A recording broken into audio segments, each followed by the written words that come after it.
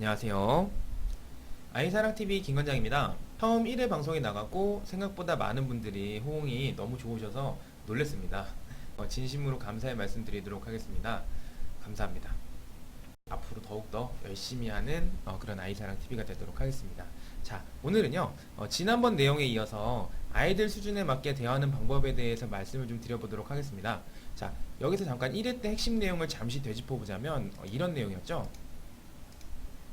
자, 우리 아이와 대화하기. 자, 아이들의 입에서 나오는 어른들의 대화용 단어가 아이들이 정말로 다 이해를 하고 어른처럼 얘기할 거라는 생각을 좀 버리고 우리 아이들이 정확한 어떤 수준인지를 좀 알아보고 그 다음에 판단을 하자. 요 정도로 요약해서 정리할 수 있었습니다. 오늘 살펴볼 내용은 아이들 수준에 맞게 대화하는 방법입니다. 일단 아이들 수준에 맞게 대화를 하려면 무엇부터 생각을 좀 해봐야 할까요? 잠시 좀 생각을 해보도록 하겠습니다. 자, 이외에는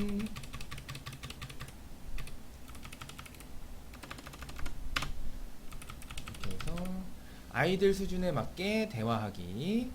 그래서 아까 아이들 수준에 맞게 대화를 하려면 무엇부터 생각을 해봐야 하냐고 한번 질문을 드려봤습니다. 그럼 보통 어떤 걸 얘기하시냐면은 이제 게임 캐릭터나 아니면 애니메이션, 뭐 이런 아이들이 좋아하는 왕구 제품 이런 것들을 얘기하세요. 뭐 뽀로로나 포켓몬스터, 뭐 유유양 등을 좀 떠올리시면서 얘기하시는데 그런 거랑은 관계가 없습니다. 그건 이제 그냥 장난감이라든지 가지고 노는 용도고, 제가 지금도 이제 친절히 알려드리도록 할게요. 첫 번째는 아이들이 사용하는 말이 아이들은 어떻게 이해를 하고 있는지 알아봐야 돼요. 아이들이 사용하는 단어와 실질적으로 아이들이 알고 있는 단어의 뜻이 좀 다릅니다. 예를 들면 옛날에 뭐 신라시대 때 이도문자라고 해서 뭐 음만 따오고 뜻은 다른 거 뭐 이런 거 있잖아요. 뭐 그런 뜻이 아이들 사용하는 단어하고 뜻이 조금 다른 경우가 많아요. 그래서 아이들이 사용하는 아이들의 말이 아이들은 어떻게 이해하고 있는지를 확실히 알아야 돼요. 두 번째는 아이들이 사용하는 단어에 대해서 정확하게 뜻을 전달해 줘야 됩니다. 아이들이 사용하는 잘못된 단어를 잘 잡아서 그거를 올바른 단어로 계속 바꿔주는, 올바른 뜻으로 계속 전달해주는 게 바로 아이와의 기본적으로 대화하는 방법이에요. 그래서 아이들이 어떤 단어를 어떻게 사용하는지 자세하게 알아야 합니다. 왜냐면 우리 아이들은요, 태어나서부터 단어의 정의, 그러니까 어른들이 얘기하는 사전적 정의라는 걸 한 번도 내려본 적이 없습니다. 뭐 지금 제가 앞에 사용하고 있는 이제 마이크가 하나 있는데, 마이크는 사람의 음성이 신호로 들어가서 기계 장치를 통해서 크게 증폭이 돼서 나오는 전자장비입니다. 이렇게 마이크라는 정확한 사전적 의미를 아이들은 알 수도 없고 이렇게 배운 적도 없어요. 이런 의도의 단어들로 사전적 의미로 배운 적이 없습니다. 그래서 어른들이 아이들하고 대화가 될 때 순간적으로 착각하는 게 이 뜻을 다 알고 있을 거라는 게 바로 이런 내용들이에요. 사람은 생각보다 공부한 양이 많습니다. 어른들은 유치원 때 교과서가 한 요 정도 두께가 돼요. 그리고 이제 요 정도 제 요 정도. 그럼 요 정도 되는 두께인데 요게 초등학교 1학년 때는 조금 더 두꺼워지죠. 요게 6년 치면은 이만큼이에요. 요게 중학교 때는 거의 초등학교 때보다 좀 더 많이 배우고요. 고등학교 때는 좀 더 많이 배우고요. 대학교 때는 더 깊게 배우겠죠? 그러면 기본적으로 대학을 나온 어른들은 아무리 못해도 바닥부터 천장 높이까지의 교과서 양 정도는 다 공부를 했다고 봐야 됩니다. 많이 하셨든 적게 하셨든. 근데 그러는 밥 먹듯이 공부를 하는 사이에 지식이 붙고 생각이 커진 거예요.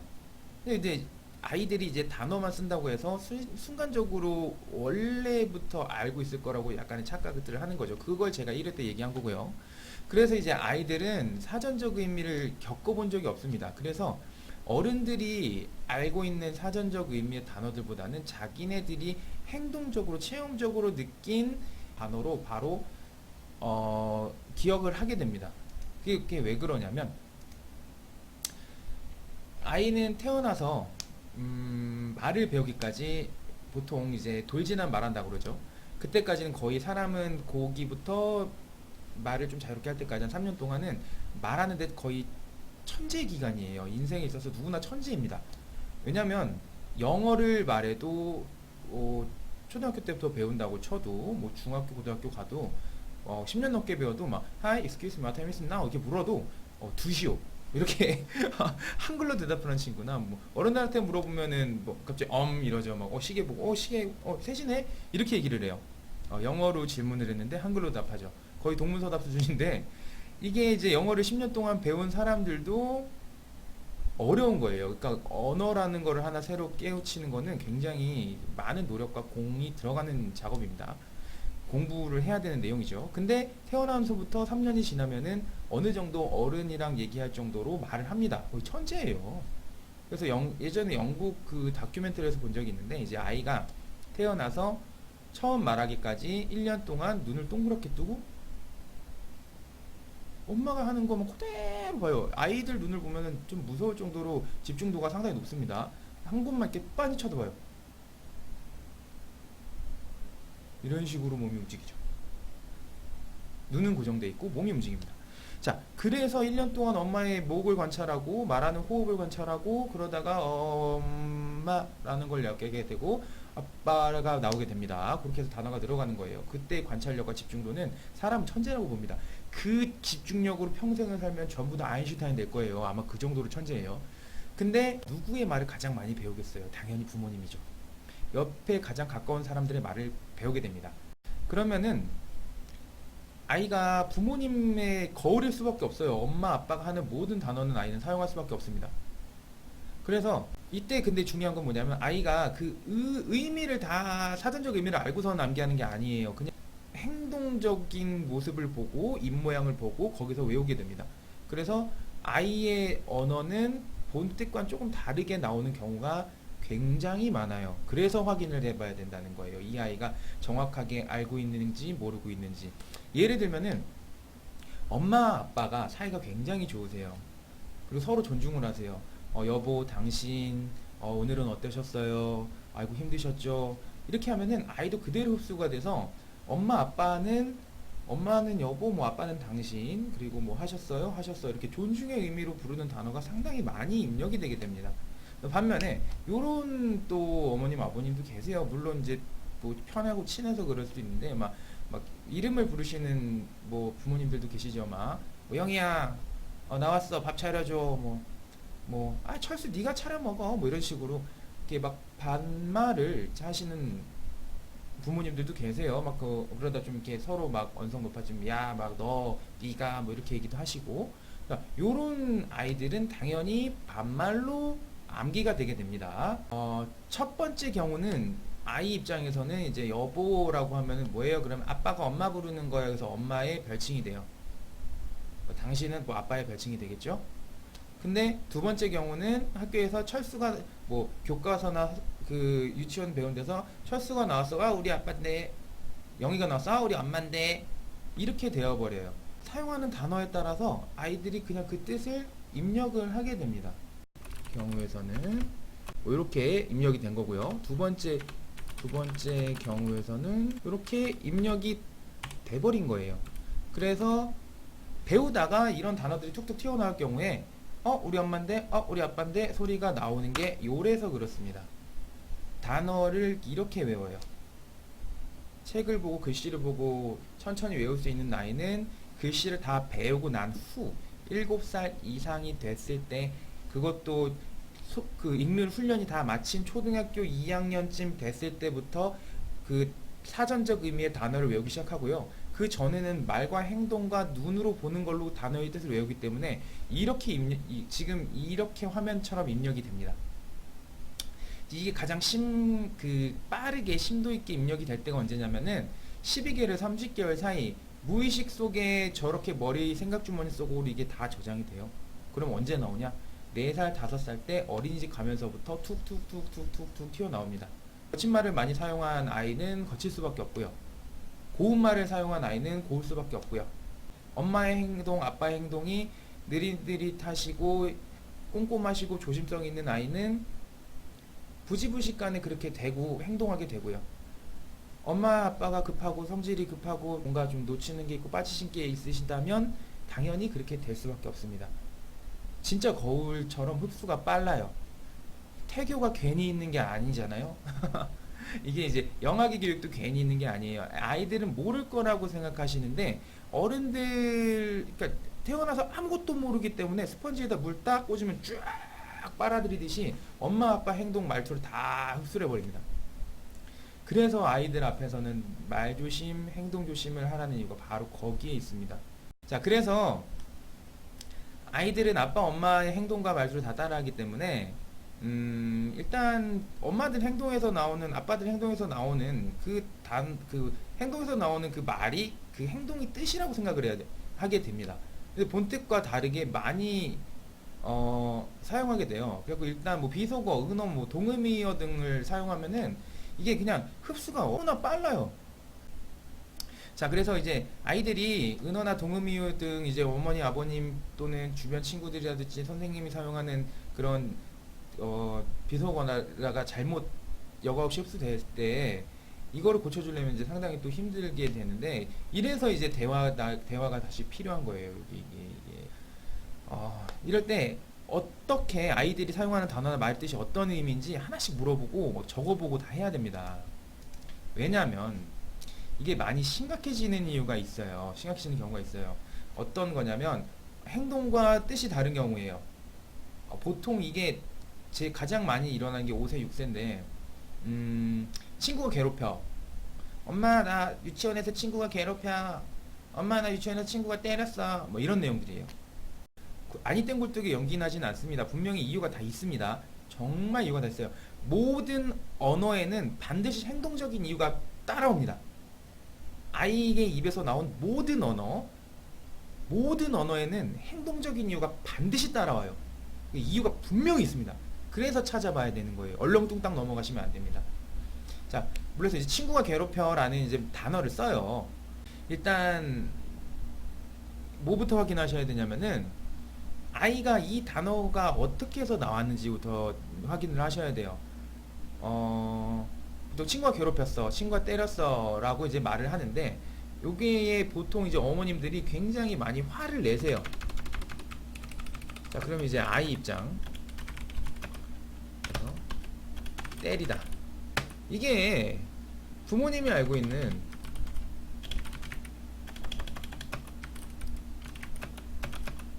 때리다, 이 의미가 좀 달라요. 이거는 이제 보통 폭행 뭐 이렇게 들어가죠. 근데 아이 입장에서 때리다는 밀었다, 건드렸다, 기분 나쁘게 했다,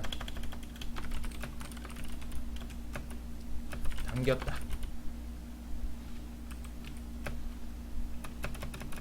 막혔다, 어딘지 모르게 아프다, 심지어 마음이 아프다. 이것도 이제 아이 입장에선 때리다라는 말을 써요. 이렇게 됩니다. 이게 이렇게 돼요. 그래서 굉장히 잘 물어봐야 돼요. 철수야, 뭐 영희가 너 때렸다고 했는데 그러면은 어떻게 때렸어? 어디를 때렸어? 하고 첫 번째는 누가 때렸는지, 두 번째는 어떠한 행동을 했는지 상세하게 들어보고요. 반대쪽 아이 입장도 들어봐야 됩니다. 그럼 영희한테 가가지고 영희 어머니 오늘 이런 일이 있었는데 혹시 어떻게 됐는지, 뭐 요 일에 대해서 오해는 하지 마시고 하면서 대화를 하셔서라도 꼭 아이가 지목한 친구가 어떻게 때렸는지 꼭 물어보셔야 됩니다. 그리고 그 상황에 대해서 그 학교 선생님이건 학원 선생님이건 교육 관계자한테 상황을 다시 물어봐야 되고요. 그 세 명이 있는 삼자대면한 상태에서 아이까지도 다 있는 상태에서 그 행동을 재현하면 더 좋고, 아니면은 CCTV를 활용하면 더 좋겠죠. 근데 뭐 유치원에 다 요즘에 CCTV가 있군요. 그러고 보니까. 그래서 뭐 CCTV를 활용하든지 아니면 재현을 하든지 해서 정확하게 어떤 게 이 친구가 때렸다고 한 건지, 어떤 게 괴롭혔다고 한 건지를 확실히 알으셔야 돼요. 이것 때문에 어머님들끼리의 가장 큰 문제가 생겨요. 왜냐면 우리 아이는 분명히 얘가 때렸다고 했는데 물어보면은 저 아이는 아니라고 하거든요. 너 얘 때렸어요? 누구 때렸어요? 100% 아니부터 하죠. 왜? 이미 언어에 잘못되어 있는 부정적인 억양이 들어가 있어요. 그럼 아이는 아니라는 말을 먼저 합니다. 싫다고를 먼저 해요. 그냥 보호 본능이에요. 그래서 이제 엄마를 상대로 어떻게 하는 게 때리는 거예요? 우리 철수는 어떻게 하는 게 때리는 거예요? 어떻게 하는 게 괴롭히는 거예요? 엄마한테도 한번 해줘봐. 그러면 아이가 이제 당한 거를 찬찬히 해. 웃으면서 어떻게 하는 게 하는 거야? 이렇게 엄마한테 한번 보여줘 볼래? 아빠한테 한번 보여줘 볼래? 하다 보면은 하나씩 얘기를 합니다. 요때 장난스럽게 이렇게 했어요. 이렇게 했어요. 이렇게 당겼어요. 이렇게 하는 거는 그냥 흔히 있는 5세, 6세 사이에 서로 가다가 부딪히고 앉아질 수도 있고 아직은 근육이 발달되지가 않았기 때문에 그냥 건들기만 해도 주저앉을 수밖에 없는 나이가 이제 5세, 6세입니다. 그러면 이제 가다가 통하고 부딪히면 앉아요. 앉으면서 꽁 하면 당연히 엉덩이가 아프죠. 그럼 때렸다고 얘기를 할 수도 있는 겁니다. 요런 거 가지고는 저는 이제 부모님들끼리는 서로 안 그러셨으면 좋겠어요. 왜냐면은 이 친구가 아까 뭐 A라는 친구가 부모님이 생각하시는 이 폭행 이런 의미가 전혀 아니기 때문에 그냥 숨 쉬듯이 단체 생활을 하면 두 명이 됐든 세 명이 됐든 다섯 명이 됐든 한 반이라는 단체 생활을 하게 되면 분명히 지나가다라도 있을 수 있는 내용들이 이런 뭐 부딪힘이라든지 이런 건데 이런 걸로 이제 갑자기 오셔서 우리 아이 왜 때렸어요 하면서 이제 화를 내시는 아버님도 계셨고 애가 울고 왔는데 너네들은 뭐 했냐 하면서 막 전부 모든 학원을 다 뒤집어 놓고 거의 뭐 죄인 취급을 하시는 뭐 아버님도 한 분 계셨고 뭐 다 여러 분들이 다 계시긴 하죠. 근데 요런 게 이제 결국에는 설명을 드려요. 막 보여드리고 하면은 이제 부끄러워하시면서 가시죠. 이게 정말 별것도 아닌 건데 그냥 물 먹으러 가다 부딪혀서 통하고 주저앉았는데 이제 그게 속상하니까 당연히 아이가 울고 오면 저도 속상합니다. 우리 태권도 다니는 아이가 학교에서 울고 들어오면 저도 학교를 찾아가요. 담임 선생님한테도 얘기도 좀 해보고 하고 싶어가지고 근데 요즘에는 학교 출입이 너무 엄금이 돼서 가지 못하는데 별거 아닌 경우에 과민 반응을 하실 수 있는 나이가 이제 5세, 6세고 그런 이 단어 아이 입장에서의 이런 뭐 내용인데 부모님 입장에서의 이걸로 판단을 하시는 거예요. 이해 차질이 오죠. 이해가 잘못 이해가 되죠. 그러면 큰 사고가 나는 겁니다. 근데 아이가 엄마한테 어떻게 해봐 이렇게 해봐 어떻게 이게 괴롭히는 거야 했는데 그냥 바로 울기부터 시작하고 애가 막 공포에 질린 눈을 보인다 이거는 무조건 찾아가서 CCTV부터 다 확인하셔야 됩니다. 이거는 큰일이 있던 거예요. 공포를 느꼈을 때의 반응과 장난을 쳤을 때의 반응은 하늘과 땅 차이입니다. 장난을 쳤을 때 반응은 벌써 손가락부터 깨물고 웃으면서 나와요. 근데 공포를 느끼면서 반응은 벌써 표정이 이렇게 무표정이 된 다음에 계속 물어보면은 하고 이게 울어버려요. 그거는 큰일이 있던 거예요. 그거는 오히려 더 아무 일이 없듯이 선생님 이런 일이 있었는데 확인 좀 할게요 라고 하면서 더 이렇게 유치원이라든지 태권도장이라든지 학교에 많은 도움을 요청을 하셔야 돼요. 일단은 그런 거 이전에 이렇게 단어가 선택이 다른데 어른들은 그냥 아이들이 때렸다고 하니까 엄마 아빠들은 이성의 끈을 놓으시는 거예요. 그냥 앉아서 쫙 놓으시고 누가 괴롭혔어? 부터 하시는 분들이 많이 계시죠. 그래서 이제 아이들이 사용하는 이런 단어를 먼저 확인하셔야 돼요. 왜냐하면 아이들의 단어는 어른들과 사용법이 다를 수밖에 없어요. 왜냐면 우리 친구들은 이런 세부 단어에 대해서 뜻을 구분할 수 있는 능력이 없습니다. 배운 적도 없고 공부한 적도 없어요. 그리고 배울 수 있는 생각 주머니도 작아요. 그래서 뇌가 작기 때문에 이런 게 들어갈 수가 없습니다. 그래서 이제 다시 한번 물어본다거나 행동 표현으로 보여달라고 하거나 이렇게 해야 합니다. 이렇게 해야지 이제 아이가 사용하는 단어나 뜻이 이게 정확한지 아닌지를 알 수가 있는 거예요. 그 다음에 뭘 해야 되냐면은 아이가 이 사용하는 단어에 대해서 정확한 뜻을 알려줘야 돼요. 정확한 뜻을. 그래도 이제 잘못 얘기하시는 게 뭐냐면 정확한 뜻을 알려줘야 되는데 이런 분들이 계세요. 이제 막 뭐 술 마셔, 담배 핀다 이런 단어를 사용하기가 어려우니까 이건 아빠 물이야. 뭐 이거는 거품물이야, 이거는 구름 과자야, 뭐 이런 식으로 돌려서 얘기를 하세요. 근데 이게 부모님 입장에서는 이게 좋은 그 돌려 말하기라고 생각하시는데, 이게 이제 아이들끼리 돌아요. 그러니까 뭐가 있냐면, 지나가다가 담배 냄새를 맡게 되면은, 아빠 냄새다. 우리 아빠 냄새인데? 우리 아빠 저거요, 저거. 이렇게 얘기를 해버려요.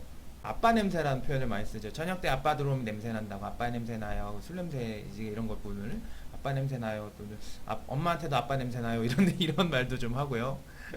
그것도 뭐 이렇게 얘기를 하는데, 그러니까 이런 거를 이렇게 돌려서 말하시게 되면은 나쁘그런 일도 좀 생길 수도 있고, 그리고 이게 또 아이들끼리 돌아요. 우리 아빠도 아빠 냄새 나는데, 그래갖고 집에 가서 아빠 냄새다, 뭐 구름 과자다, 뭐 이렇게 얘기하는데, 이런 거보다는 저는 그냥 이렇게 정확하게, 일단 당연히 아이에게 교육을 하니까 담배는 안 피셔야 되고요. 술은 이제 아빠 엄마만 한 잔 먹을 수 있는 것, 그게 술. 아빠 엄마만 한 잔 먹는 거. 그다음 뭐 담배, 냄새부터 벌써 역하고 건강에 안 좋은 하얀 연기 나는 것, 뭐 이렇게 하면 돼요. 예. 그러니까 결국은 뭐냐면, 이런 자꾸 이게 요런 내용으로 가서 죄송하고요. 이런 거는 이제 아이들 앞에서는 안 해야 된다는 얘기죠.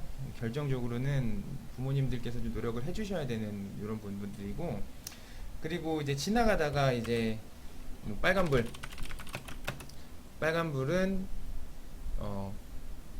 빨간불, 이거 당연히 신호등 있죠. 신호등은 이제 정확히 가르쳐 줘야 돼요. 이런 것도 신호등,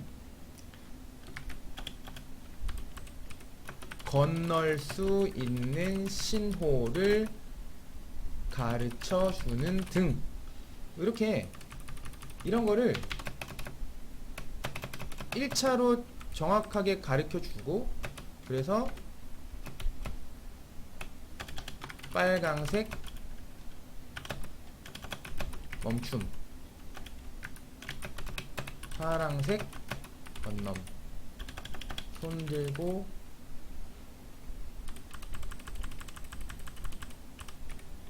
건넘, 뭐 이렇게 일단은 기본적으로 확실한 걸 먼저 전달해주고, 그 다음에 필요한 걸 전달해줘야 돼요. 요게 한 번에 안 들어갑니다. 한 번에 아이가 이 기억을 할 수가 없어요. 그래서 눈으로 보여주고 어른이 먼저 보여주고 하면서, 신호등은 뭐라고 그랬어요? 건널 수 있는 색깔을 가리켜주는 등. 색깔이네요. 색깔. 신호가 아닌 색깔. 건널 수 있는 색을 가르쳐주는 등.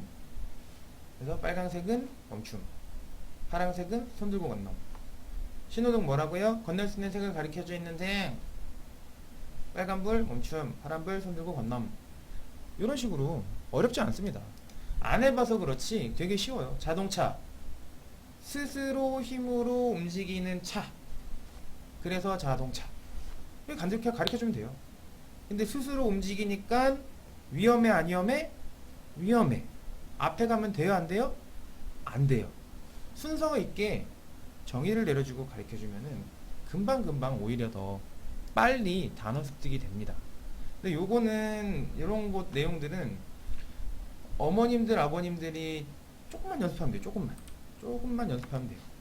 그래서 이게 아이들이 정확하게 알아들을 수 있는 의미로 설명해 주는 것이 훨씬 좋고요. 그 이유는 뭐냐면, 아이들이 이제 조금 성장을 해요. 그럼 이제 은어라든지 돌려서 가르쳐 줬던 내용에 대해서 이제 4살 5살이 되면은 그때 말했던 거에 대해서 본 뜻을 딴 데서 알고 들어와요. 그러면 다시 한번 모든 내용을 다시 설명해 줘야 돼요. 지금까지 막 돌려서 얘기했던 거, 뭐 아빠 물이네, 구름 과자네, 무슨 뭐 거품 맥주네, 뭐 빵빵이네, 뭐 자동차 빵빵이라고 하죠. 빵빵이네, 뭐 아니면은 뭐 뭐라고 있을까요? 뭐 그런 단어들을 원래 뜻에 맞게끔 다시 얘기를 해줘야 돼요. 다시 설명을 해줘야 돼요. 그럼 두 번째 설명이 들어가거든요. 그럼 이제 아이들은 아니 지금까지 이렇게 긴 시간 동안 돌려서 설명을 해주고 또 다시 한번 원래 거를 배우게 되면은 본능적으로 거부 반응이 일어나요. 왜냐면 처음 배운 게 틀렸다고 하니까 그게 왜 틀렸냐고부터가 나오죠. 그러니까 뭐냐면 한 번에 잘 배우면은 문제가 안 생기는데 엄마 하는 말 다르고 아빠 하는 말 다르고 할머니 하는 말 다르고 뜻이 조금씩 다르면은 계속 애들은 뭐 얘기만 하면 막 도망가려고 그래요. 듣지도 않고 듣기 싫은 거예요. 왜냐면 처음 들었던 내용하고 달라지니까 거부 반응이 막 몸에서 일어나요. 엄마 아빠들도 학생 때 이제 시험 볼 때 열심히 외웠어요. 근데 암기가 거꾸로 됐어. 화학 시간 때 볼타전지 다니엘전지 거꾸로 외웠어요. 근데 다시 외워보려고 하세요. 그거 어떤 느낌이죠? 계속 헷갈려. 이게 오렌지 두 개 꽂는 게 볼타전지인가? 그러니까 계속 헷갈려요. 간신히. 근데 아이들은 얼마나 더 어렵겠습니까? 36개월, 42개월, 뭐 50개월, 60개월 된 아이들한테 간신히 이해를 시켜놨는데 이게 처음에 이제 돌려서 설명을 하다 보니까 자신이 알고 있는 내용을 또 다시 바꿔서 다시 배워야 되는 거예요. 그러니까 같은 내용을 다르게 말하고 이게 두 번만 되면 아이들은 싫어, 엄마 거짓말, 이게 반복적으로 엄마는 말이 틀렸어, 아빠는 말이 틀렸어, 왜 말이 달라져, 거짓말이야, 이런 말이 나올 수밖에 없고 얘기를 하면은 안 하려고 그러고 도망가려는 이유가 거기서 나오는 겁니다. 그래서 한 번에 아이들이 이해할 수 있게끔 바른 내용으로 설명을 해서 딱 머릿속에다가 연상을 시켜서 넣어줘야 돼요. 한 번에 머릿속에 이제 기억을 시켜줘야 됩니다. 정확한 내용을 반복해서 올바르게 넣어주는 대화를 계속하시는 것이 바로 아이와 대화하는 첫걸음이자 항상 우리 아이를 위해서 끊임없이 노력해야 할 부분이라고 저는 말씀드리고 싶습니다. 제일 중요한 것 같아요. 자, 3화입니다. 3화.